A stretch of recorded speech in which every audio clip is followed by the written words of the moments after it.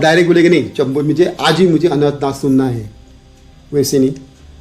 आपको पहले सभी चीज़ों को एक्सेप्ट करना सीखना होगा। सूर्य विज्ञान की पद्धति आपको एक्सेप्ट करनी पड़ेगी कि आपको पहले सांसों के ऊपर ध्यान देना है।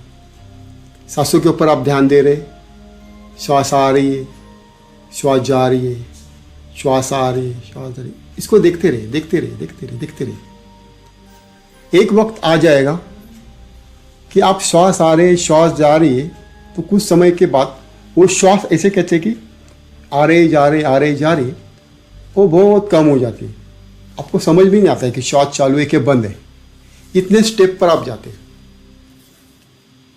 यानी हम थोड़े से समाधि की ओर पहुंच जाते हैं, लॉक हो जाती है, वहाँ लॉक हो जाती है।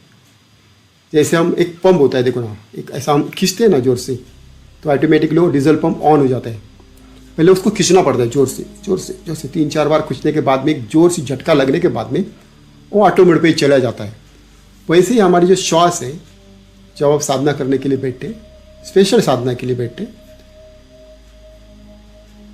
तो ये स्थिति आती है, साउंड आते आते आते आते वो लॉक हो जाता है। तो बाद में आप 1 घंटा, 2 घंटा, 3 घंटा नेचुरली आप वहाँ जाते हैं।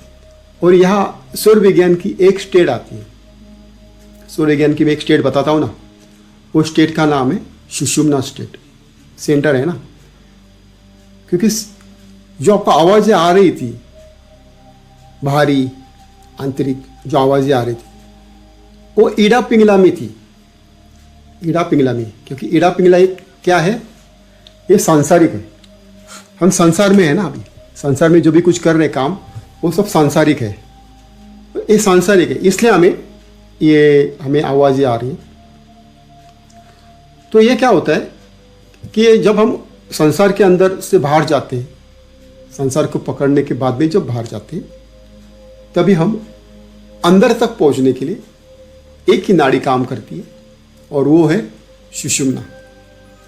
क्योंकि नाड़ियाँ जब चलती है, हमारी नाड़ियाँ जब चलती है, तब नाड़ियाँ आपको देखा होगा वो किस तरह से चलती है, पता है आपको? एक समझो लेफ्ट साइड में चल रही है, या कुछ देर के बाद राइट साइड में चलती है। ये दोनों का संगम है, और वो जो टाइमिंग होता है वो 56 मिनट का है। अब बोलेंगे हम ध्यान के लिए बैठे, 10 मिनट के अंदर हमको ध्यान लग गया, मुझे प्रकाश दिख गया, वैसा नहीं होता। आपको वो स्टेट आने के लिए कम से कम 56 मिनट जानी चाहिए।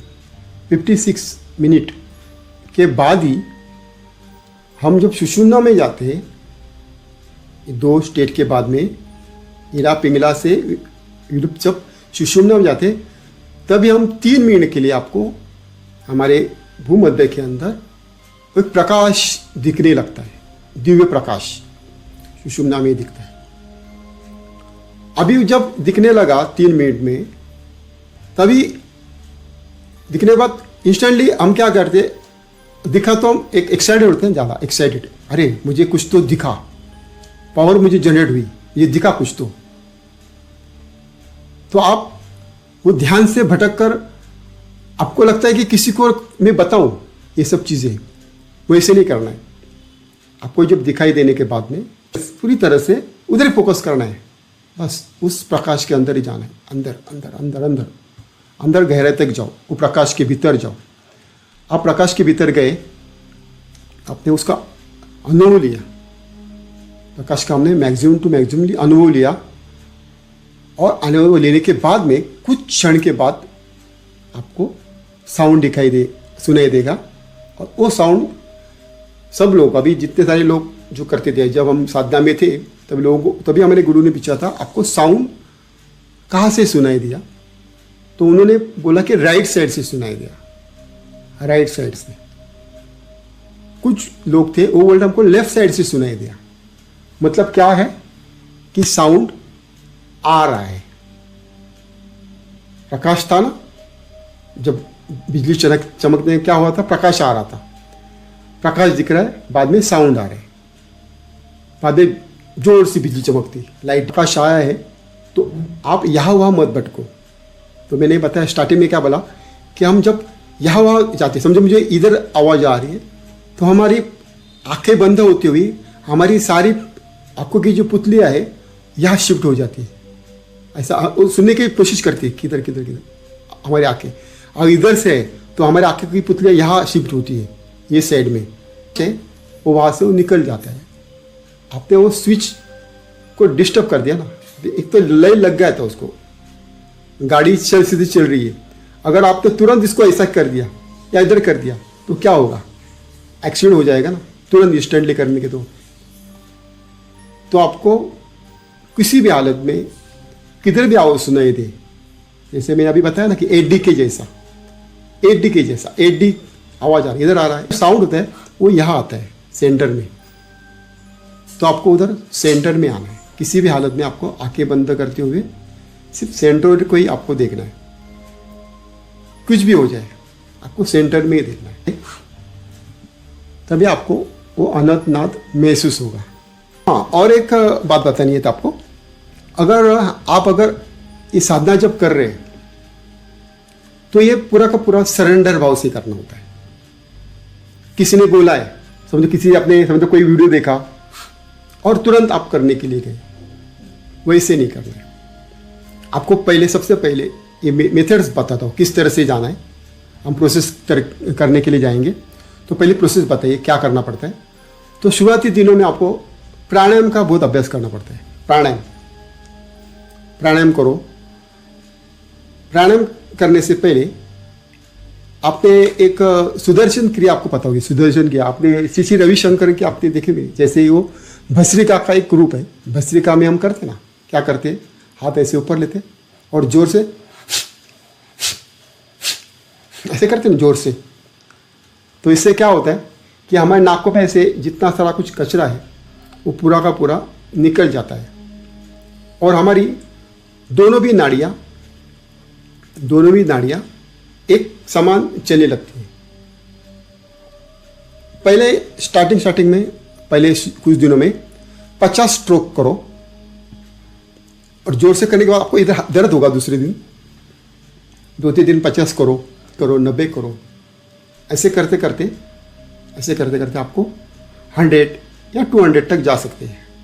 आप 100 रोको स्टार्टिंग में।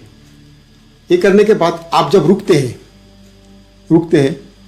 तभी आपको कुछ श्वास लेने की जरूरत नहीं होती। श्वास लेना ना है छोड़ना। अनंतनाद का अभ्यास करने के लिए जाते हैं, जैसे मैंने बताया था, जब हम श्वास ले रहे छोड़ रहे यानी श्वास को देख रहे, श्वास को छोड़ रहे, देख रहे छोड़ रहे, देख रहे, आ रहा है जा रहा है और कुछ देर के बाद वो श्वास रुक जाता है। या रुक जाता है मतलब श्वास ऑटो मोड पे जाता है। वैसे ही स्टेप आपको यहाँ आती है। इसलिए सुदर्शन क्रिया बहुत इंपॉर्टेंट। ये आपको नेचुरली करने को मिले 5 से 7 मिनट के अंदर आपको ये अनुभव आ जाता है। तभी आपको श्वास लेने की जरूरत नहीं पड़ती, श्वास छोड़ने की भी जरूरत नहीं पड़ती। आप करके देखो, समझो आप 10-50 या 100 के आसपास जब जाएंगे और आप जब रुकेंगे तभी हमारा श्वास भी नहीं चल रहा है, श्वास आ रहा ही नहीं और जा रहा भी नहीं, और आप ऑटोमेटिकली ऑटो मोड पे गए। आपको बहुत अच्छा लग रहा है, फील होता है। इस तरह से जाना है, इससे हमारी नाड़ी शुद्धि भी हो जाएगी। इसके बाद में आपको कपालभाति करना है। कपालभाति की आप प्रैक्टिस करो आधा 1 घंटे। करना है अनुलोम विलोम प्राणायाम। अनुलोम विलोम यानी लेफ्ट से लेना है, राइट से छोड़ना है, राइट से लेना है, लेफ्ट से छोड़, ऐसा पकड़ के छोड़ना पकड़ना। कभी कभी हम रुका भी सकते हैं। नाड़ी शोधन में क्या करते हैं, हम जो लिया श्वास को रुकाया, छोड़ा, वापस लिया, वापस छोड़ा, इस तरह से भी आप कर सकते हैं। इस पद्धति से अगर जाएंगे तो भी आपको उसका इफेक्ट मिलेगा। तो ये क्या होगा, हमारी नाड़ी का बैलेंस हो गया। अभी हम ध्यान के लिए जानेंगे, या कोई आप एक्सरसाइज करने वाले, योगा करने वाले, तो आप योगा करो। शरीर थक जाता है ना, थकने के बाद क्या करता है, आपको बॉडी की रिलैक्स की ज़रूरत होती है।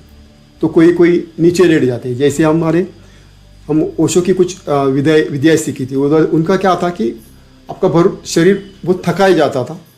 आधा 1 घंटा थकाने के बाद जो बॉडी को हम अगर उसको लेटा देते और उधर कुछ सूचना देते, तब पूरे का पूरा उनका जो हमारा पूरा का पूरा फोकस वो श्वास के ऊपर हो जाता है, क्योंकि इतना शरीर वाइब्रेट थका हुआ होता है, क्योंकि सारी उनकी क्रियाएं है क्योंकि वो थकाने वाली है। थकाने के बाद पूरा का पूरा फोकस हमारा साउंड के उधर होता है। वो सांसों को ध्यान देके हम अच्छी गहरी नींद पे जाती है। तो इसलिए हम योगा करने के बाद में आपको नींद नहीं लेनी, आप चाहिए तो बैठो शांत। अभी स्टेप समझ लीजिए कैसा है।